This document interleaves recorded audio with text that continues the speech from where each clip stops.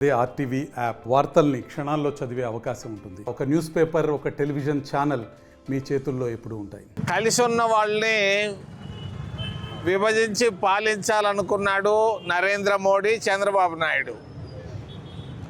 దళితులు కలిసి ఉండడం ఆయనకి ఇష్టం లేదు, వాళ్ళిద్దరికీ ఇష్టం లేదు. మరి భారతీయ జనతా పార్టీ, తెలుగుదేశం పార్టీలో రెండు కుట్ర పన్ని దళితులను భాగాలుగా పంచేశారు. ఇది పొరపాటు. చంద్రబాబు నాయుడికి నేను ముక్కుసూటిగా తెలియజేస్తున్నాను, ఇది పొరపాటు చర్య. విభజించు పాలించు అనే ఆలోచనను మానుకో. ఖచ్చితంగా పేదవాళ్ళు కలిసి ఉండేటట్టుగా ప్రయత్నం చేయి. అంతేగాని నువ్వు హైదరాబాద్లో పోయి గులాబీ పువ్వులు ఇవ్వడం, శాలువాలు కప్పడం మేము అందరూ గమనిస్తున్నారు. జాగ్రత్త. నీకు అర్థం కావటం లేదు. ఆంధ్రప్రదేశ్ రాష్ట్ర విభజన తర్వాత సంగతులు అర్థం కావటం లేదు.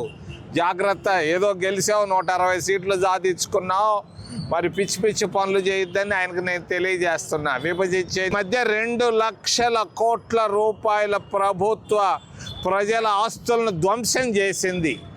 బొంబాయిలో సెబీ అనే ఒక దాంట్లో, సెబీ అని అంటే స్టాక్ ఎక్స్చేంజ్ మార్కెట్, దాంట్లో తన సొంత మిత్రుడు అదానీకి సహాయం చేసేదాని కొరకుగా అక్కడ ఉన్నటువంటి ఒక మహిళకు, అధికారినికి మరి లంచాలు ఇచ్చి మరి స్టాక్ ఎక్స్చేంజ్ బ్రోకర్లో చాలా పొరపాటు జరిగింది. 30 సంవత్సరాల నాడు హర్షన్ మెహతా చేసినటువంటి కార్యక్రమాన్ని భారతీయ జనతా పార్టీ మరి సెబీలో జరిగింది. 2 లక్షల కోట్ల ప్రభుత్వ ఆస్తులు, ప్రజల ఆస్తులు ధ్వంసమైనాయి. ఇది పొరపాటు.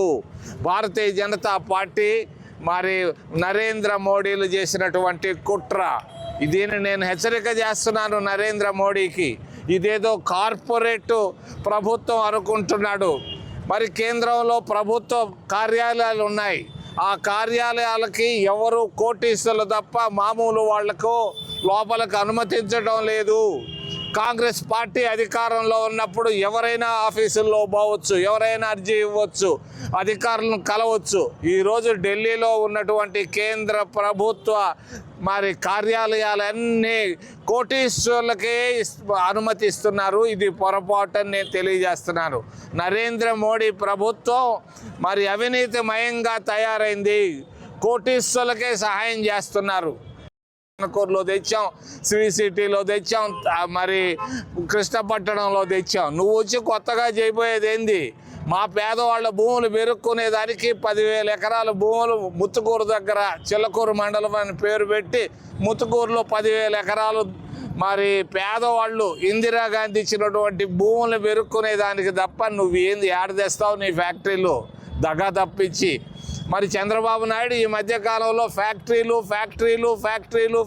అంటున్నాడు. ఇది ఏందో. రేవంత్ రెడ్డి చూడు, పసివాడైనా కొత్తోడైనా ఎంత బాగా చేస్తున్నాడో. రైతు రుణమాఫీ అన్నాడు, చేసి అవతల పారేశాడు. దాని డబ్బుల్ని లేకపోని.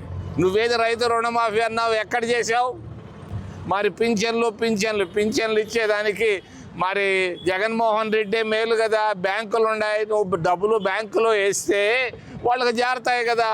నువ్వు బ్యాంకుల్లో డబ్బు వేయకుండా నువ్వే ఏందయ్యా పోయేది? జిల్లా కలెక్టర్లు ఏందయ్యా పింఛన్లు ఇచ్చేది? ఇదన్నా కొత్త కార్యక్రమమా? మరి దేశం అంతా పింఛన్లు ఇస్తున్నారు, నువ్వేంది కర్నూలు పోయి ఈరోజు పింఛన్ ఇచ్చేది? ముఖ్యమంత్రి ఏందయ్యా పింఛన్లు పోయి ఇచ్చేది? అన్నా క్యాంటీన్లు అంటారు. ఏంది అన్నా క్యాంటీన్లు? కొత్త బురిడి మాటలన్నీ ఆపేసి ఈరోజు దేశంలో ధరలు బాగా పెరిగిపోయినాయి, ఈ ధరలు తగ్గించండి. పన్నులు బాగా పెరిగిపోయినాయి, పన్నులు తగ్గించండి. నిరుద్యోగ సమస్య మాట్లాడితే ఏపీ అంటావు, ఆంధ్రప్రదేశ్ అంటావు, అమరావతి అంటావు. ఏందయ్యా నువ్వు అమరావతిని నువ్వు సాధించగలవా? నాకైతే అనుమానం. నువ్వు సాధించలేవు అన్నది అనుమానం నాకుంది.